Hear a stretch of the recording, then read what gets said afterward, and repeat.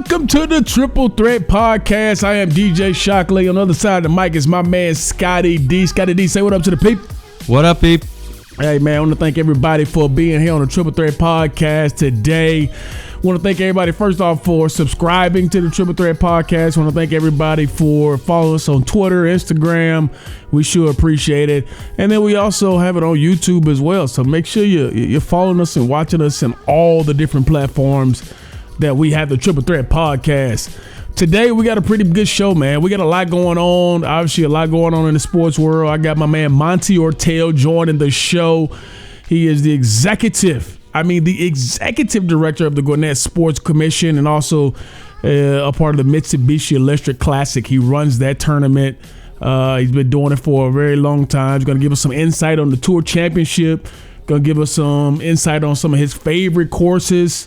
But also is going to give us a little background on how these unique events are actually put together. I'm a guy who loves golf. I talk about it every single week on the Triple Threat Podcast, and he's going to give us some insight on some of those cool courses we got going on. Scotty D, let's jump right into it, man. We got a lot going on, man. NFL, let's start in the NFL world. We're 1 week away from some ball happening. Texans and Chiefs are happening on Thursday. Next Thursday, it's going to be fun to watch those guys. The Chiefs just received their rings. Did you see the Chiefs Super Bowl rings? When is it going to stop? I mean, they just keep getting bigger and bigger. It's going to be fit around my wrist at some point. Oh, my goodness. I'm talking about monster of a ring. I mean, I saw a couple guys ring. It looked like it covered the index finger and the ring finger, and it was sitting on that second finger right there. So I was like, man, these are monster rings. Definitely deserving of those Super Bowl rings. So congrats to the Kansas City Chiefs on that. Joe Mixon this week signed a big 4-year, $48 million extension with the Cincinnati Bengals. Now you think about you having that young rookie quarterback in Joe Burrow with a consistent run game. Now you add Burrow, Mixon, you got A.J. Green, you got Tyler Boyd. You got a nice nucleus and collection of guys to that offense, and Mixon said they could be really special. What do you think about Joe Mixon getting that contract from the Bengals? You trying to set me up? You know I don't like giving running backs huge contracts. I know. I don't think it's – I mean, it's par for the course, right? Yeah. I mean, I think he's a great running back. You got to pay somebody, though. Bengals ain't my team, though, so I don't worry about him hurting their salary cap. Other running back news, Leonard Fournette got released earlier this week. Actually, out on Monday, the Jags let him go. He had some turmoil time there down in Jacksonville. Now he's trying to file a grievance against the Jags for a $4.1 million salary that the team actually voided. They didn't even pick up his fifth-year option. And you're talking about a guy over time who I still think is one of the top backs in the league. I think he still can be a guy who can pay dividends for you down the road. And I say it like this. When you think about the Jacksonville Jaguars, when you went into a game, when you talked about the Jacksonville Jags offense, the first thing you talked about is who we got to stop. Yeah. You got to stop Leonard Fournette. Absolutely. You didn't talk about we got to worry about Minshew. We got to worry about Blake Bortles. You didn't worry about all that. Right. You worried about stopping Leonard Fournette. Now, obviously, he had some things go on throughout that time there, and maybe that's a good thing. Well, what did you think about when you saw Leonard Fournette, this close to the season being released by the Jacksonville Jaguars? Yeah, timing is weird. Yeah. I feel like there's something out there that's going to pop soon. Yep. But and really, I feel like there's got to be more than we know. Right. It's so hard to watch him not be what I thought he was going to be when he came to the league. True. I remember his couple years at LSU. Man, he was just a man among boys. That's what he looked like. So I'm at a loss. But the timing is really, really odd. Right. I wonder if we'll have in 1 week we're sitting here and we have a little bit different team. We may have an idea of what really happened. Maybe. Yeah. So. Over the next couple of days, possibly he'll get picked up by somebody. I mean, there's a lot of things that can go on throughout a year where you need a dependable back in this league. So wishing Leonard Fournette well. Hope he gets onto a team. Let's talk some QBs now.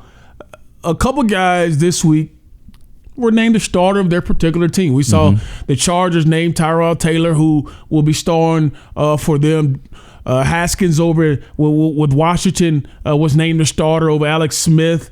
But I know there's a couple rookies I know everybody's looking forward to. We know Joe Burrow, he's been named a starter since He left LSU before the draft even started. Everybody thought about him. But you still got Tua, who's out there in Miami. You're talking about Jalen Hurts, who's in Philly. You got Eason, who's out in Indianapolis behind Phillip Rivers. Jordan Love, who is behind Aaron Rodgers. Out of those guys, who do you think has a better opportunity to start? Maybe not week 1. Jordan Love. Jalen Hurts. Okay. If I say week 5, Jalen Hurts. how many of these guys are starting? Oh. Between you got Burrow, okay, Tua, yeah, Herbert, I'll go through them. Okay. Fitzpatrick's going to do his job. Okay. I don't think Tua will get in this year. Okay. Tyrod Taylor is going to struggle to keep his job. I mean, I'm just going on these guys' track record, right? Okay. He's going to struggle. So I think Justin Herbert has a shot. Why is Tyrod Taylor going to struggle? I think everywhere he's been, he's struggled to keep his job. I don't think he's not talented. I don't think Baker Mayfield gets his job as early as he does if Tyrod Taylor does not get hurt. Yeah. He got hurt. You might be right, yeah. And that was the reason why he was thrust into that. Now, Tyrod's always been – he hasn't put up all the big numbers, but he wins. He's – he doesn't turn the ball over a lot. Don't put up big numbers, but he's a guy that's been steady. So if he can stay healthy, he may, stab off Herbert for a little bit. But when they draft a guy that high, you expect that guy to play. Herbert was what round did Herbert go in? Herbert's 4th round. He was expected to go a lot higher than that. So I may just kind of be living in the past of last year of what they thought he was going to be. Aaron Rodgers, he's going to have a hard time giving his job up. But I did read yesterday, which was kind of nice because he didn't take the news of them drafting a quarterback very well. Yeah. But he's come out and said, I don't want to have the same relationship I had with Favre when I came out. You say first round for Herbert? Because Herbert's first round. Yeah, Herbert's first round. I was thinking of Eason. Oh, yeah, you're thinking Eason. Yeah. I was thinking of Eason, They do look alike, though. They do look alike. I'm telling you. And they're both Washington and Oregon. Yes, they're both 6'5", 6'6". So, yeah. I just misspoke. Yeah. No doubt. So, yeah, Eason, I could be in because he's backing up a 64-year-old quarterback in Indy. So I think he has a shot. Hurts is the one. Yeah, absolutely. I'm with you. Because Wentz ain't going to stay healthy? You're right about it. He ain't never been healthy, that's for sure. And as good as Carson Wentz is, there are going to be a game or two where he's going to be nicked up. He's already been nicked up. He's already been nicked up a couple times in practice in this training camp. So that's definitely going to change what they look like. But I think Tua finds his way in the lineup. I think so. Jordan Love, I don't see Jordan Love playing at all unless there's a blowout or injury. There's no way Jordan Love takes it from Aaron Rodgers. I still think Aaron Rodgers is top 5 quarterback in the league. And you say Jacob Eason, you think he got a chance to play this year? Well, I don't know. It's not like Phillip Rivers has an injury history. He's been very durable. I'm with you. But you never know when those aches and pains start with those older dudes. Other news, Alvin Kamara was talked about all throughout the week about not showing to practice. He actually showed to practice on Wednesday. I know there's some contract disputes with him, but he was in practice on Wednesday. Hopefully they get a deal done with Alvin Kamara because he is an important piece to that Saints team. As Falcons fans, I know they don't want to hear that. I know they don't want to hear that. I understand. I don't want it to work out. I want to come home. You want to leave? Come home. Oh, man. All right, let's get to the big topic of the week. A lot of people were up in arms about Kirk Cousins this week. Kirk Cousins was on a podcast earlier this week, and he had some choice words. And here's some of the things that Kirk Cousins had to say. If 1 is the person who says masks are stupid, you're all a bunch of lemmings, and 10 is I'm not leaving my master bathroom for the next 10 years, where do you land? I'm not going to call anybody stupid for the trouble it could get me in, but I'm about a 0.000001. Yeah. Really? How come? Yeah. I just, I want to respect what other people's concerns are. But for me personally, if you're just talking, no one else can get the virus. What is your concern if you could get it? I would say I'm going to go about my daily life. If I get it, I'm going to ride it out. I'm going to let nature do its course. Survival of the fittest kind of an approach, and just say, if it knocks me out, it knocks me out. I'm going to be okay. Even if I die, I die. I kind of have peace about that. So that's really where I fall on it. Initially, when I heard those comments, I was a little perturbed. I mean, it sounds really bad. And for me, I looked at it as he didn't show any compassion. There was no empathy for people who actually does have the virus and who have died from the virus. Lost family, yeah. So to hear that part of it, it makes you sit back and say, this guy doesn't have any compassion for anybody that has gone through this particular issue. Mm-hmm. What was your first initial thoughts when you heard it? It just amazes me what people could say without thinking about it. You know, it seemed very cavalier. Yeah. But DJ, I did a little research. I actually listened to the quote, unlike I think a lot of people that attacked him. Let's take a listen to that. Well, I think they're going to try really hard. I think more than anything, it was just we didn't or don't have information. And I think that's what people wanted was whatever it's going to be, whatever the protocols are going to be, whether it's extremely safe, whether there is some risk involved, we would like to know what it is. What are we signing up for? And I think as we got closer to camp and we did not have that information, it became harder to feel comfortable going back to camp, even if it was going to be very safe, just because we didn't know. And I think we're still trying to figure that out. But then we ask people who we think might be in the know, and their answer back is, I don't know either. I'm in the dark. Uh-huh. So that just further shows how unique this is. And, the more we know, whether it's risky or not, we at least then can make an informed decision. What do you think is going to be like, the first time you're doing like a full team period and you're in the huddle with the full offense and, Rudolph has like a huge sneeze? Does everybody freak out? It's odd, right? What do you do? Well, I even think within the building, there's going to be a dichotomy of people who couldn't care less about the virus, have no concern about it, have never lost a minute of sleep about it. And then you get people on the other side of the spectrum who every second of every day, they're consumed with fear about it. And so what you don't know is who's where on the spectrum when you first go back. And so some of it is just, when you're with a smaller group and everyone in the group, is not as concerned, then, is there a way to not freak out when someone sneezes? But then the flip side is, if you're in a huddle and one of these guys is deathly concerned about it, you're not going to disrespect him and sneeze in his face. So we've just got to factor in our audience and the situation. But I mean, we're talking about wearing face shields and I don't know how we're going to breathe at practice if we're doing that. But at the same time, if that's the protocol and we have to abide by it to have a season, we've got to find a way to make it work. Even if I die, I die. I kind of have peace about that. So that's really where I fall on it. So my opinion, wearing a mask and is really about being respectful to other people. It really has nothing to do with my own personal thoughts.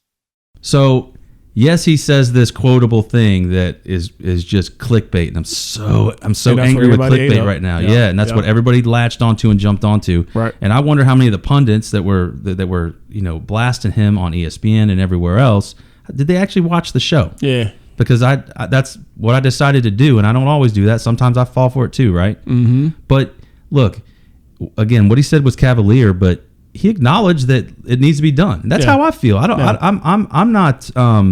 I'm not wearing a mask when I'm at my house in my bathroom, brushing my. That doesn't make any sense, but you know what I mean. I'm not wearing a mask all the time, but when I go in stores, I wear a mask. When I go, if I'm going to be around other people, I got my son's first high school football game ever on Friday. Yeah. Going to wear a mask out there.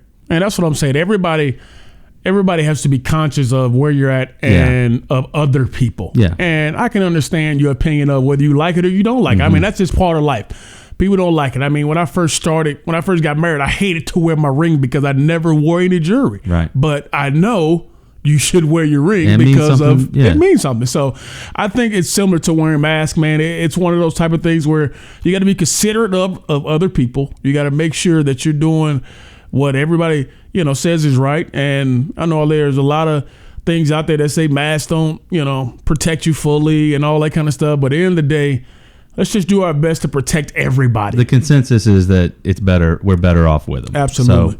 So all the backlash that Kirk Cousins got, I think everybody needs to go back and listen to the full interview and hear that he does go back and talk about it in a way where he understands the world we're living in, and hopefully he's in that position to move forward. All right.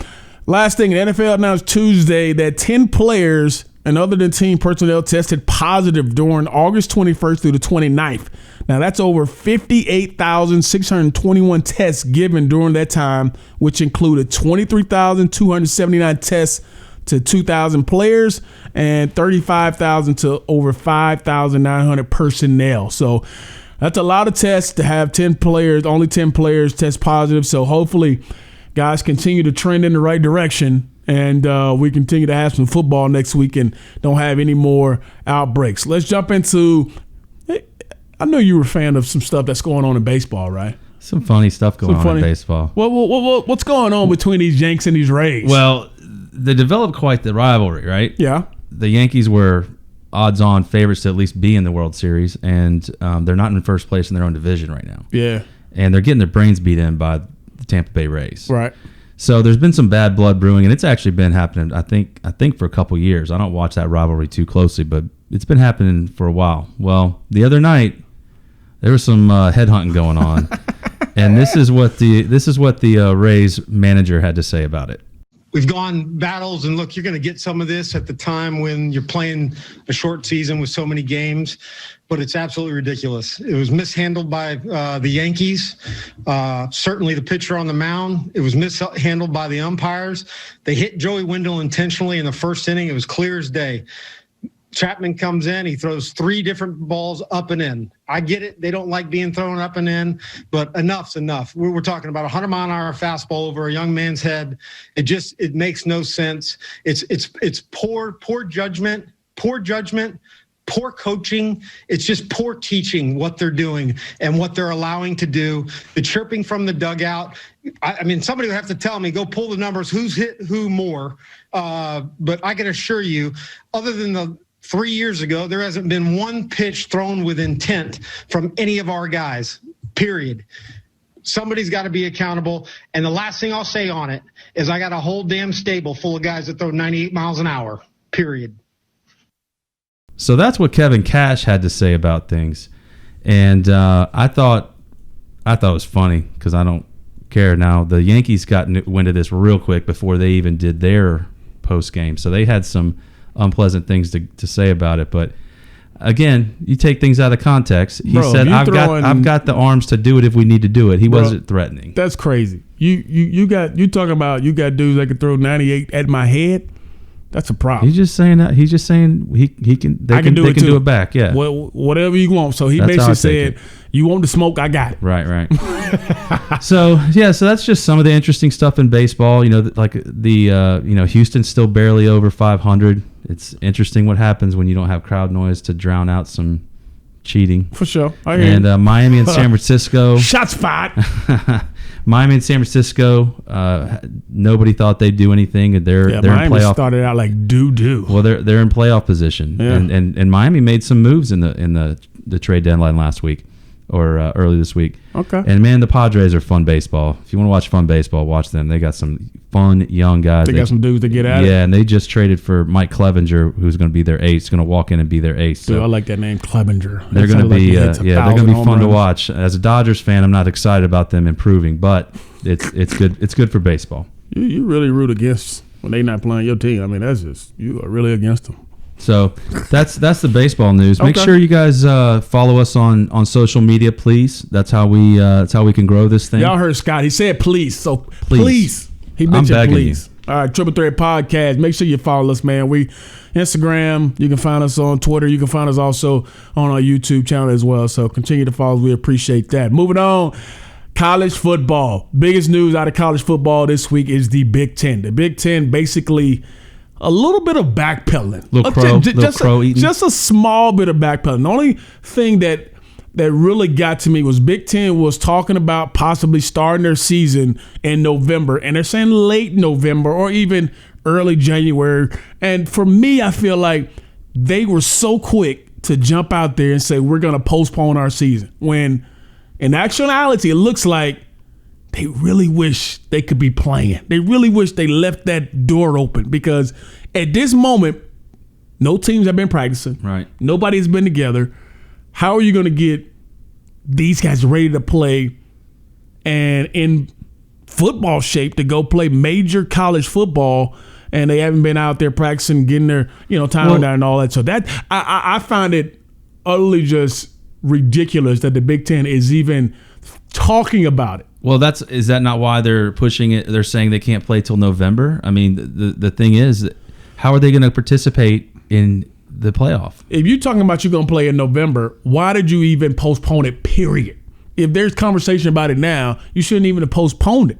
And right now there's talks going on with the ADs who ADs and the athletic directors and the coaches want to play as soon as possible. They have to kind of bring a plan and proposal to the presidents on how they're going to keep everything safe and keep all the players safe. But my thing is you never should have canceled it and postponed it at the beginning of the year if you're going to come back now. And the Big Ten acknowledged that presidents and chancellors voted 11-3 to postpone the fall season. And the 3 schools who said they voted against it was Nebraska, Iowa, and Ohio State. So those 3 schools wanted to play. Yeah, they wanted to play. So the Big Ten right now is in our familiar territory, and everybody's looking at them like, you guys are ridiculous. Tell me again about what kind of champions they're trying to have. Oh, man, it's ridiculous. So they're saying there should be a champion in the fall, and then if they have another season in the spring, there should be co-champions. Yeah, I'm glad you laughed because that's exactly what everybody in college football is going to laugh at. If you try to have a co-champion in the spring, not going to happen. Nobody's going to be all for that. So if the Big Ten wants football, man, it's going to be tough to happen. Everybody's going to look at all the 80s and the presidents and chancellors like, you guys. I've never seen, they're so proud of their academics, deservedly so up there, but they look like clown schools right now. Clown schools for sure. All right, Big Ten, get it together, man. Get it together. ACC, SEC, Big 12, they ready to go. A couple weeks before we get ready for some real football. We've had some good football last couple of weeks, actually. Had some high school football come out. We saw Austin Peay and have a game the other night, which was actually pretty exciting to watch. So football is back. Big Ten wants a piece of it. We know that for sure. Last but not least, let's talk about the NBA finals. Well, not the finals, but we got NBA playoffs happening right now. We got some really cool series. Denver and Utah just had probably one of the more classic series that happened in the playoffs, going back and forth. Man, you talking about Jamal Murray, Donovan Mitchell going back and forth, dropping 40, 50 pieces. Game 7 was one to watch. They dropped all those points until. What did you think about Game 7? That was so disappointing. It was a letdown because they build you up for all those 40, 50-point games, and they don't give it to you. But I love the way it came down to the end, though. Our crack research crew, I got my calculator up, and I did the numbers. You know what these two teams were averaging for that series? What? Utah was averaging 119 points. Yeah. And Denver was averaging 115 points. Man, and they were shooting. The final score was 80-78. Last night, hey, game seven, man. It was competitive, but I've never seen so many missed layups, man. Yeah. It got tight at the end. Milwaukee loses another game 1. Oh man, that happened last series. But you know who I'm with, man? Jimmy B. Man. Jimmy Butler's balling right now. Jimmy Butler's taking over. He told his teammates, "Hey, look, I'm probably not gonna pass the ball. That's what's gonna happen." He was hot. He was feeling it. Jimmy Butler has been lighting it up inside the bubble, one of the top players in the bubble. The Lakers are well rested as well. Looking forward to their round 2 series. So a lot going on in the NBA, man. It's been exciting. I'm actually glad. I didn't know what was going to happen in this bubble, how guys would be playing, but it looks like guys are just at run and shoot, playing around and having a good time. So NBA playoffs going to be full effect, man. Who you got? Who you got right now? Call your shot. It's hard. So 2 weeks ago, last time we talked about NBA on the floor, we said LeBron James can't score 23 points and expect his team to win. True. That's when they went down 1-0. True. The next game, he scored 10 points and they won. Yeah. And then they won, and then they won, and then they won. Yeah. So that was disappointing. First of all, I thought that was gonna be an awesome series, but it's making it really hard to pick against LA. Yeah. The Lakers, that is. They're hitting on all cylinders. I mean, they got the most big men I ever seen in my life on that team who can run. And if LeBron's playing at a high level, you got a great chance. AD's playing at a high level. They're two toughest guy to stop. I can't pick against them coming out of the West, and in the East, it's a mess. Boston showed up. They haven't lost a playoff game yet. Boston showed up now. I mean, right? They swept the Sixers, and they haven't lost a playoff game yet. My man Tatum is balling. I mean, Boston, Milwaukee, and Miami. Yeah. I don't know. That's a toss-up, man. Yeah. We'll see. I think most of those series will probably go 6-7 games. It's Boston the way they playing. They may try to close things out early and get some more rest. But, man, I'm looking forward to our next conversation, man. Obviously, the Tour Championship is coming to East Lake this weekend. The top 30 players are coming to East Lake for the Tour Championship. FedEx Cup is on the line. And I got a guy coming up next who's going to talk about it, who knows all about the golf world and knows exactly who you should be putting your money on come the Tour Championship. Make sure you subscribe to our YouTube channel if you're watching us. Y'all heard, Scott. Please. Subscribe, man. They hit you with the please. All right, my man Monte Ortel coming up next.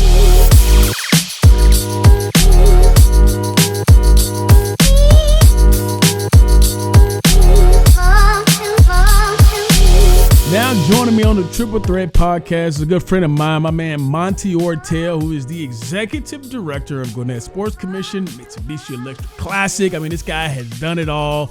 He's been around the golf world for a very long time, and I'm just glad to have him on with a big weekend ahead of us with the Tour Championship involved. But before we get to all that, let me introduce you guys to a good friend of mine, my man Monte. Monte, how you doing, man? How you doing throughout all this trying times, I should say, with COVID-19 and everything going on? How's your world? Well, the world's good. It seems like it's upside down for most everybody in the sports world, but we're starting to get closer and closer to normalcy, which is, I hope this isn't the norm, but it's an interesting time to be not only doing what I'm doing, but you look across every single sports entity or category out there, and it's definitely an interesting time. It's tough to navigate sometimes, and you're making decisions and just hope that it's the best. So definitely excited for seeing a lot of these leagues get going, whether it's in a bubble or not in a bubble. But it's good to see things starting to get back. Yeah. Before we talk any golf, before we get into all the good things that are going on in the world of golf, and every week on the show, Monte, I always end talking about some golf. So as you know, I'm an avid golfer. I love golfer. But before we get into that, let's go back to early years of Monte Ortel and talk about some of the things he loves to do. I was reading some stuff on you, man. I saw that you grew up loving baseball and you played basketball, and you didn't pick up golf until your early teen years. Talk about those years early on before golf even became something you thought about. You thought you were going to be a baseball player, right? Yeah, but growing up playing Little League and then Babe Ruth, and in fact, watching the Braves last night, I leaned over to my wife and said, "Boy, I always wanted to be a pitcher." I know, right? But no, I grew up playing baseball. I grew up in Syracuse, New York, until age 13, and then we moved down to Charlotte, North Carolina. And when we moved down to Charlotte, and basketball was always there, and so I fell in love with basketball because of just the environment we were in, and kind of excelled at it, and went and only picked up golf in high school, and because I didn't want to play anything else during the off season of basketball, and so I said, well, let's play some golf, and then went to Columbia Union College, a Division II school in Maryland, and played 4 years of basketball, and then just started to pick the game back up after college, but basketball was my love during my teens, and just kind of stumbled into golf and loved it. So, Monte, what kind of hooper were you? I mean, were you I can get you 8 to 10 points a game, or were you like a guy who was coming off pick and rolls and was dropping dimes on people? I mean, you're a 20-point game guy, or what? Well, let's put it this way. I sure wish I knew when I was a junior and senior what I knew when I was a freshman and sophomore. Let's put it that way. And as a college athlete yourself, you probably look back and go, boy, I wish I did X, Y, and Z my freshman and sophomore year. But no, I cracked into the starting lineup 10 games to go in my freshman season and didn't give it up. But I like to shoot the ball. Ain't nothing wrong with that. I ain't gonna mind that. So you went to college, went to Washington Adventist University, played some college ball. When you first went to college, you wanted to go into law. Is that right? Yes. I was You sound surprised. You sound surprised I did my homework on you, Monte. That's what it sounds like. You did. I don't know where you found those articles, but yes. No, I did. We were growing up.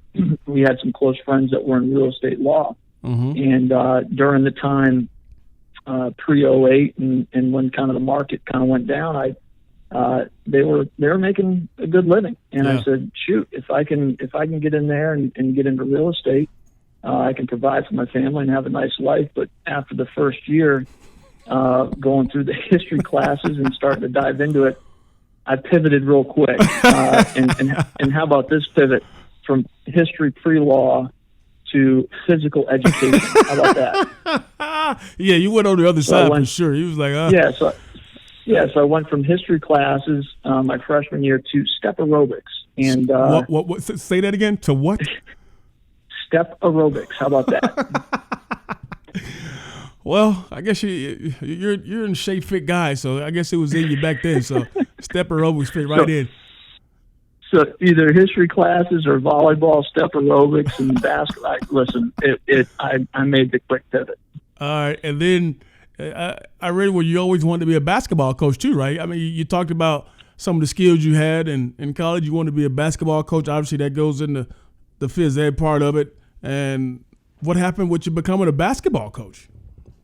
Well, that was interesting too, because I, playing 4 years of college, being a captain of my basketball team, and just loving the sport and seeing, and again, you can attest to this too, kind of how those developmental years of young men from age 18 to 21 or 22, and being able to, what I learned over those 4 years of team, work ethic, leadership, diversity in different people's thoughts and beliefs and how to come together as a team. And I said, you know what, if I can stay with basketball and develop young men and do what I love to do and be around what I love to do, let me see if this is a route I want to take. So, I took a year off, didn't take a year off, but after I graduated, moved back to Charlotte, taught for a year with all intentions of going back and getting my master's degree, to be more well-positioned to coach college basketball, and make a little bit more money than just, 25, 30 grand, on the end of the bench, and maybe teach some classes on the side. And so that's what I ended up doing. But, it's interesting how life kind of takes you in different paths. Part of my master's program at Slippery Rock University, there was an internship at a PGA Tour event called the 84 Lumber Classic in Pennsylvania. And I ended up taking that internship and working 90 hours a week. I fell in love. And that was kind of a life-changing moment for me. Playing golf, having the ability to be able to run some of these unique, like you mentioned, the 84 Lumber Classic. You talk about in 2006, went to Turning Shore Resort and was the tourney operations manager there for 3 years. And then in 2010, you go and you have the role at the Greenbrier, which I'm sure a lot of people know exactly about the Greenbrier. Talk about those experiences back in 2006. Didn't have an opportunity to go to Greenbrier. What you learned from those different responsibilities at those major events. Yeah, it's interesting because each tournament, even the position I'm in now, each tournament has its own unique makeup. Right. Different city, different golf course, different host organization, different vibe and feeling and atmosphere. And you look at, and I'll compare it. I'll make this comparison. You look at the Phoenix Waste Management Open out in Phoenix. Well, there's only one of those. And then you go to RBC Heritage down at Hilton Head, and that's got a complete different vibe. And so, one of the things that I learned was, you work hard. You work hard to get where you want to be. You listen more than you talk, and things kind of progress. And each one of those experiences, the 84 Lumber Classic to Turning Stone Resort Championship, starting a brand new tournament at both Turning Stone and the Greenbrier Classic, was a challenge in itself. And you could kind of create and put the pieces in. It's basically running a business. It just happens to be played in 1 week. and it's a professional golf event, but it's a business. And learning the different components of operations, sponsors, title relations, the player components, the PGA Tour, which is the league, the charitable aspect of it, how do you integrate yourself into the community? And each step of the way, as I got more and more responsibility at each position, you pick up different aspects and you apply them, and you throw the ones out that don't work and hold on to the ones that do. So each step of the way, it's a good maturation process for me during, looking backwards to where I am now. I think it's pretty cool. I mean, you mentioned a couple of things in there that I liked, and about learning to listen more than you talk, and I think that goes to everything in life. And obviously, we talk to a lot of athletes on this podcast. We talk to different people who have these type of relationships, and you're in that same boat of continue to learn throughout the process. And I think it's cool to hear that a lot of people don't know what it takes to go into building one of these unique events. I think everybody just turns on the TV and you see it happening on, Thursday through Sunday, and don't know the things that come from it.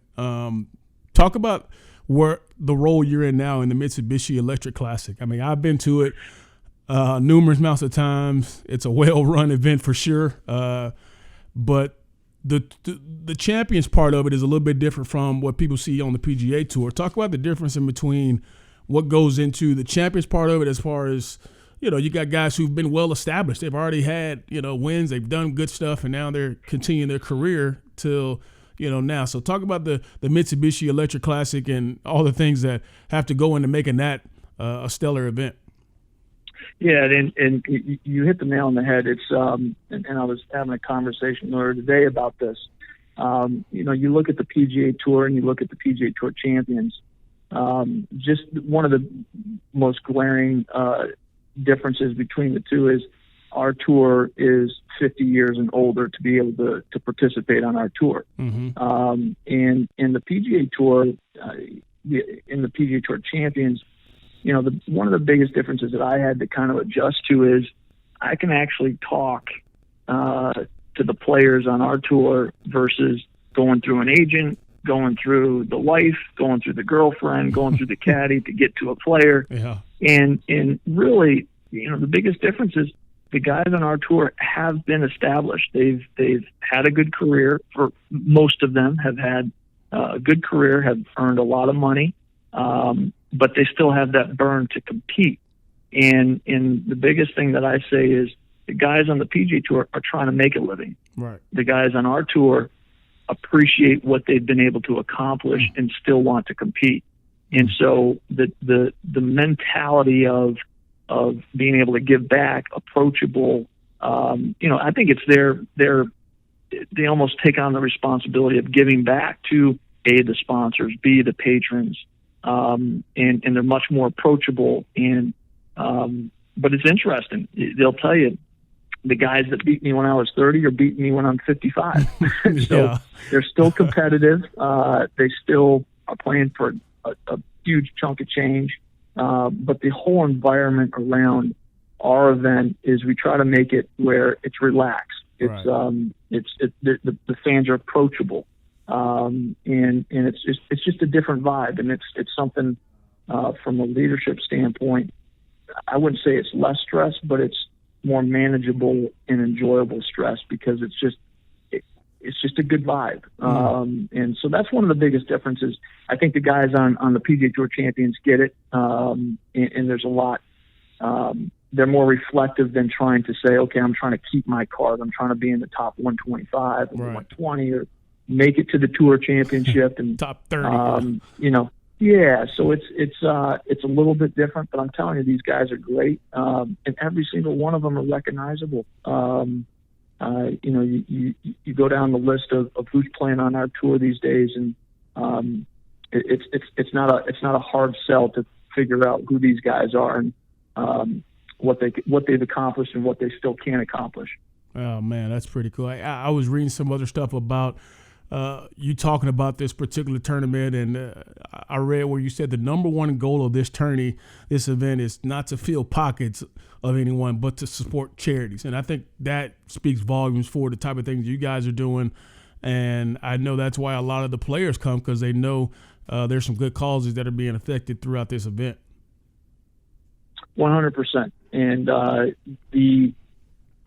we're pretty proud of the fact that since 2013 we've been able to generate not right here in this local community over $2.5 million to support organizations that desperately need it, or can supplement certain things that the initiatives that they're trying to give back. And I always say you give back to the community that you play in. And we play here in Gwinnett County, Atlanta Metro, and we want to give back to this community that supports the event.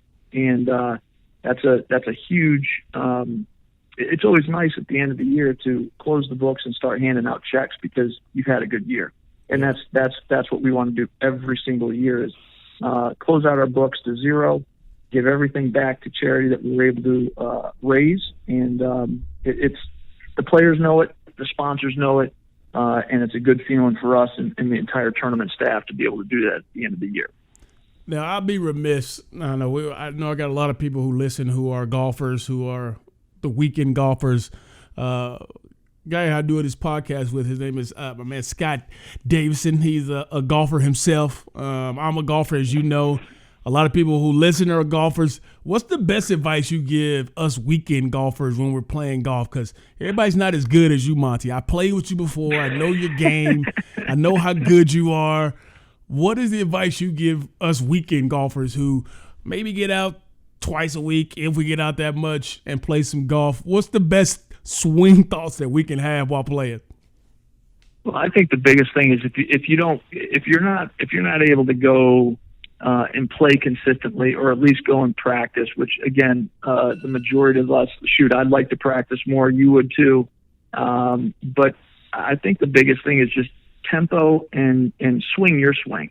And I look at it this way, where a lot of guys will play once or twice a month and get frustrated and try to tinker with a bunch of different things. Listen, you've got your own swing. Right. I can't tell you, I'm not a golf coach, but listen, you're natural. Everybody's got their own swing. Right. Play your swing, and work on your tempo, because if you try to overswing, you try to play outside of that, then you're just going to get in more trouble. And don't get frustrated. It's a game. We're not playing this week on the PGA Tour, so it's so tough, though, man. It's so tough. If I'm going to play for $5, $10, $15, $20, that gets my blood rose up a little bit. But listen, play your game, play your swing, and just I don't know, just don't get frustrated. Well, first off, Monte, I know you. I know you're not playing for $5, $10, $15 because you got that in your left sock, so that's nothing. So I know the games you playing a little bit more than that. But I would love to know, man. Well, what are some of your favorite courses? Because we watch all these crazy nice courses every single week on TV, and you're like, oh, I would love to be able to play there or just see the course. What are some courses that you would say are like must-see venues or places that you've enjoyed going to see? Well, I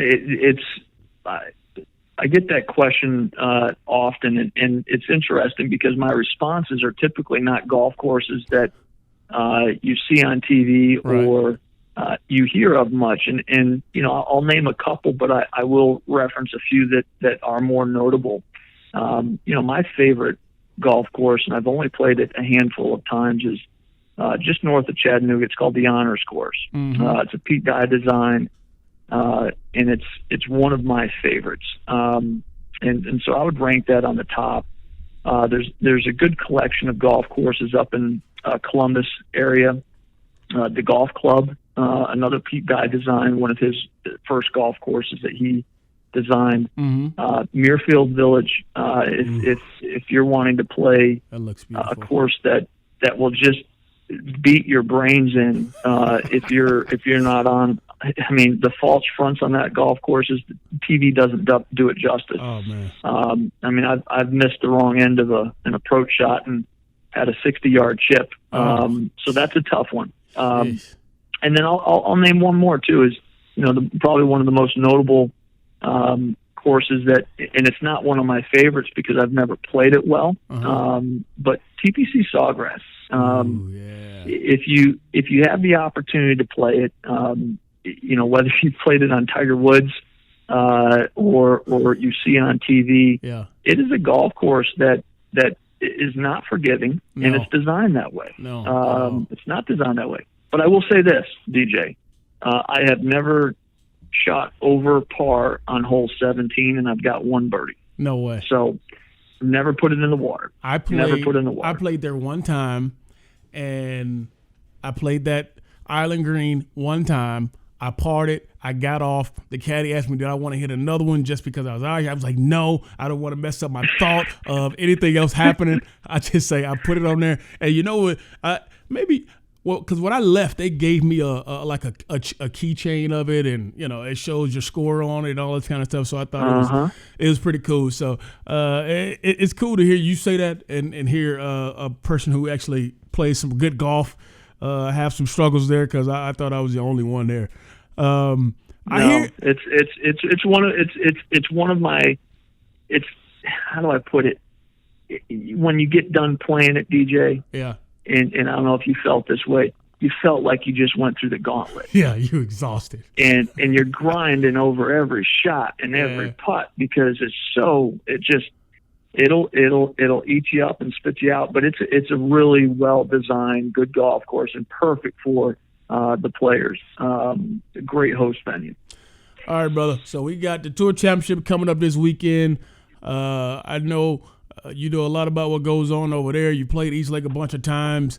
What makes East Lake so tough? I know it's the rough, and that grass gets really thick over there. You hit it anywhere outside of the fairway, you're in trouble. But from your point of view, what makes East Lake one of those just outstanding courses? And there's a reason why it's the Tour Championship, but why is that course so hard but also so beautiful in one?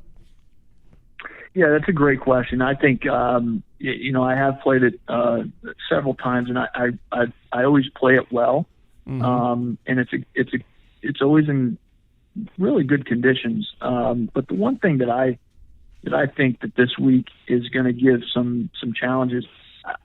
The rough, they're saying they're trying to keep it at 2.5 inches. I think they're going to get it up a little bit higher than that personally. But the greens, the greens are going to be stimped out at like 13. Whew. And I think if you're going to compete this week, and I've also heard that you can.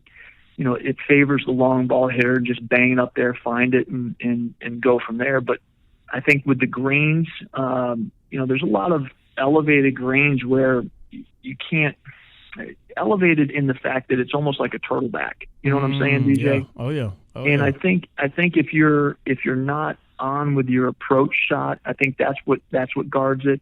The greens guard that golf course. Yeah. And if you think about it too, is it's a par 70, and it's gonna play at 7,300 yards. So I think the combination of all that, I think the greens are going to be quick, and I think I'm not playing for 15 million or whatever it is that they're playing for this weekend. But I think that added pressure kind of makes the fairways a little bit tighter. Oh man.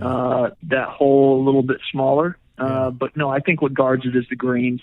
I really do. I think it's the greens that really guard it. All right, so you got an early favorite. You said this course is good for the long ball hitter. So in my mind, I'm thinking about like Dustin Johnson. I'm thinking like John Rahm. I'm thinking about guys like that who can really pound it.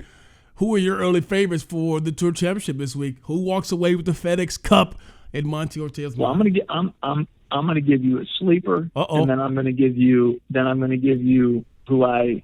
Just the numbers just add up. That it's got to be this guy. Okay. I think the sleeper is going to be. I'll give you two. I think it's either Xander Shockley. He's never shot over par.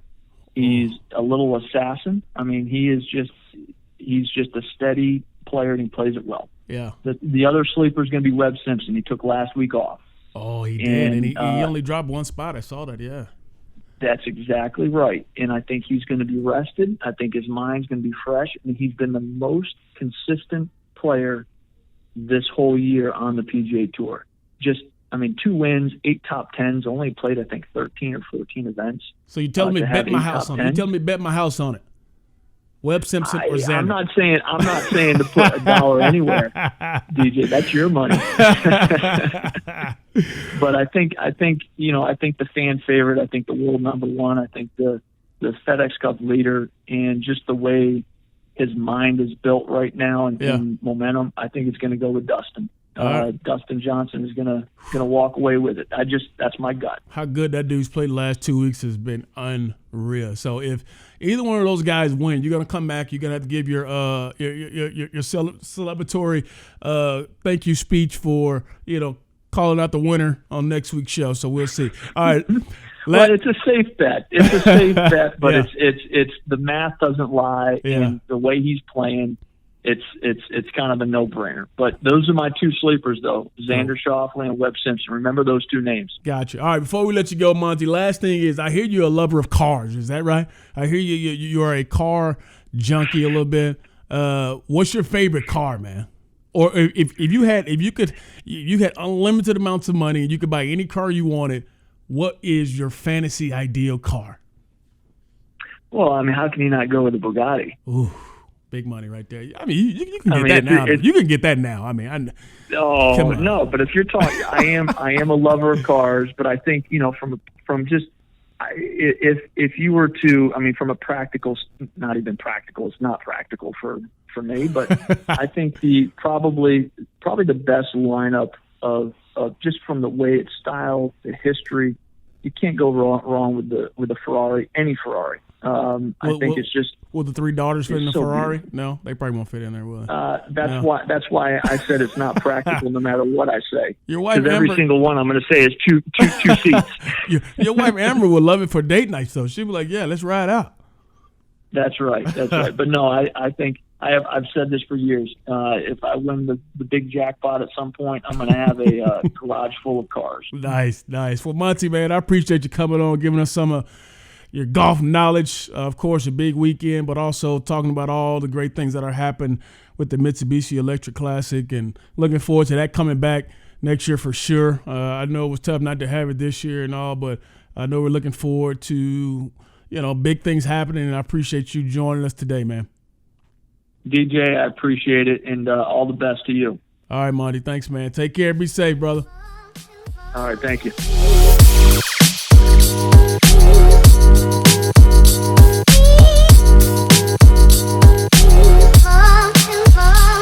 Monte Ortel, man, coming through with some pretty cool stories, man. He talked about all the fun things we like to hear when it comes to the Tour Championship and who's going to win. So maybe I put some on my man Xander Schauffele, man. But we appreciate Monty coming on and giving us some great insight into the golf world and what it takes to run a particular event. Continue to subscribe, man. We're on Google. We're on Apple. We're on Spotify, man. You can find us everywhere. You can find us on our YouTube page as well. Continue to share. Continue to tell people. We appreciate you tuning in every single week to the Triple Threat Podcast. From my man Scotty D, I'm DJ Shockley. This has been the Triple Threat Podcast. Deuces.